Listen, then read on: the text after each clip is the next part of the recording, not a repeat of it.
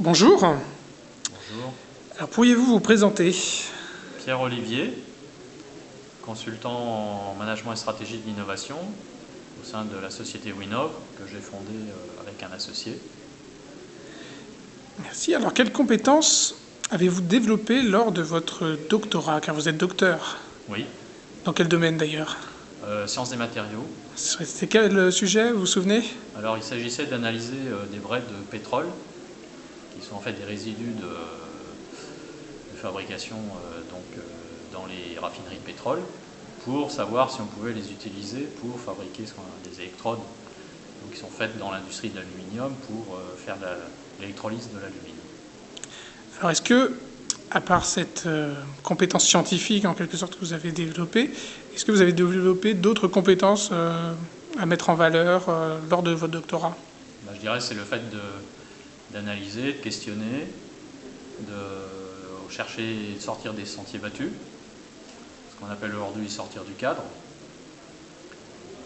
et donc de proposer des solutions, des schémas peut-être de pensée nouveaux, dans le but de réaliser des activités nouvelles et avec une capacité d'existence, enfin de subsistance, donc de rentabilité potentielle. Et donc, il semblerait que ces compétences vous servent peut-être aujourd'hui dans votre métier? Oui? C'est plutôt affirmatif, on va dire, puisque dans mon métier actuel, j'analyse beaucoup de choses qui sont liées à des technologies, des savoir-faire techniques, scientifiques, chez mes clients, et que donc ça nécessite de replonger dans les fondements scientifiques et techniques de ce qu'on me montre pour être capable d'en extraire quelque chose de pratique, de concret et d'opérationnel. Donc en tant que chef d'entreprise, encore aujourd'hui, vous touchez à la technique, vous lisez des choses techniques, scientifiques, vous êtes toujours proche de la science. Oui.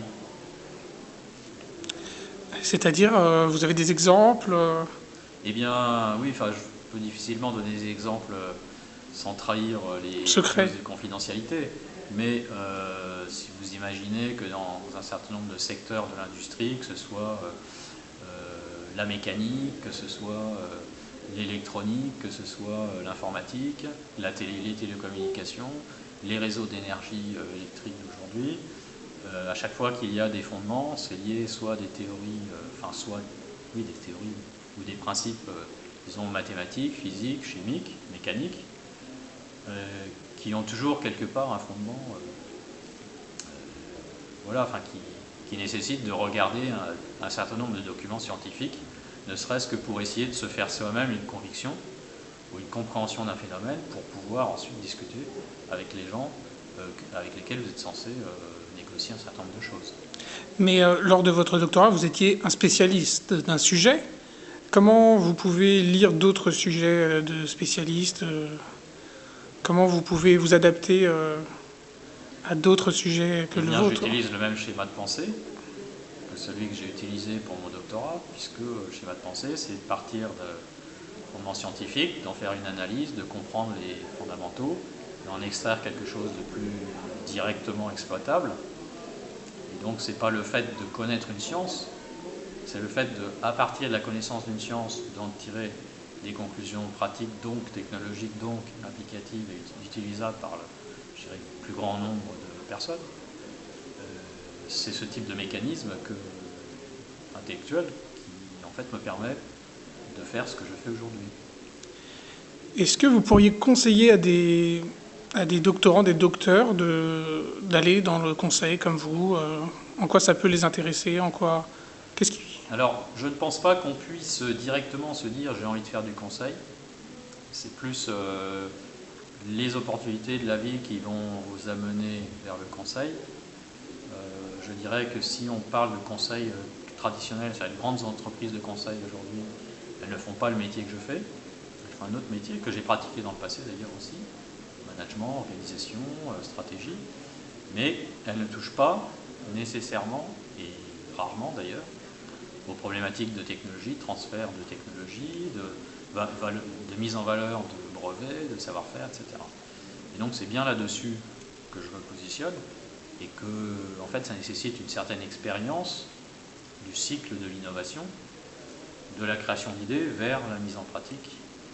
Donc je dirais, j'aurais tendance à dire pour un docteur qu'il est vraisemblablement préférable qu'il ait une expérience concrète dans une entreprise qui va peut-être l'amener un jour à se poser la question de s'il peut faire du conseil, mais ça dépendra de ses goûts et de ses aptitudes et aussi de l'expérience, des événements qu'il va rencontrer au cours de sa vie professionnelle.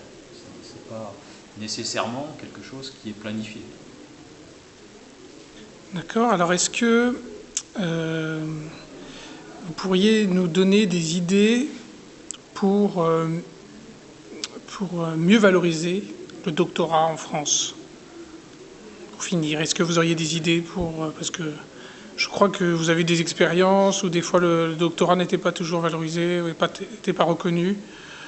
Est-ce que vous pensez qu'il y a... Le doctorat, je pense qu'il va se valoriser, qu'il est plutôt sur une tendance où il est en train de se faire valoriser de mieux en mieux. Il est vrai que dans le passé, j'ai vécu des situations où il était totalement ignoré, on va pas dire plus.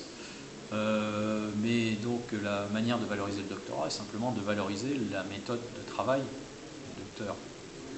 Et surtout que le docteur lui-même ait une capacité à s'extraire de son domaine de prédilection. C'est là où il va trouver sa vraie valeur ajoutée.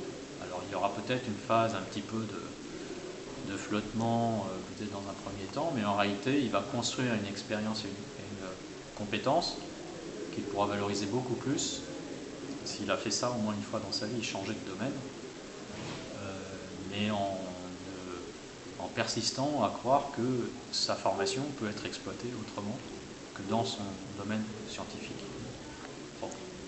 Merci.